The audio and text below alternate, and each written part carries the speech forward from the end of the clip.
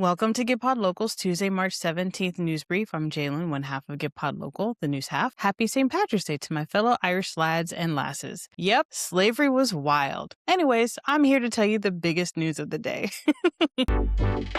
Joe Kent, the top counterterrorism official, says Iran posed no imminent threat as he resigns over the teeny tiny toy soldiers war. Quote, I cannot in good conscience support an ongoing war in Iran. Iran posed no imminent threat to our nation, and it's clear that we started this war due to pressure from Israel and its powerful American lobby, unquote. Feels like we've all been saying that. It's nice that somebody on that side is also saying it. The U.S. may be forced to shut down some airports over funding standoffs, a TSA official said. Senator Corrin thought handing out burgers at the Austin airport was a good use of his time. However, Representative Cesar, also from Texas, crashed this obvious campaign stop and said, quote, I'm kind of confused about why Senator Corrin would be here having a press conference at the airport about funding the TSA when it's him who has blocked the funding, unquote. Twice on Monday, the teeny tiny toy soldier said he wrangled a confession of sorts from an Oval Office predecessor, who he said expressed regret in a private conversation about not attacking Iran the way he clumsily has been doing for more than 2 weeks. But there's just one problem. Representatives from the 4 living former presidents said none have actually been in touch with Trump recently. Hold on.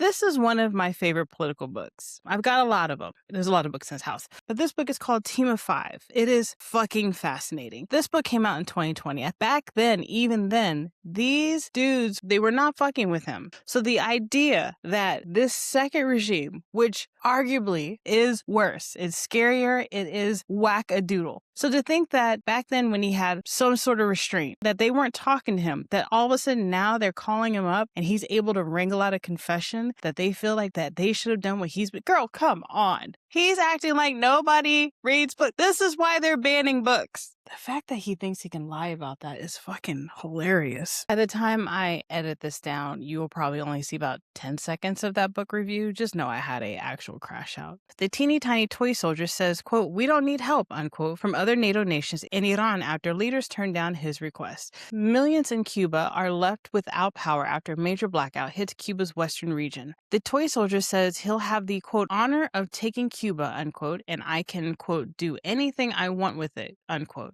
Girl. This led to Russia saying it supports Cuba after this insane claim from an insane clown person.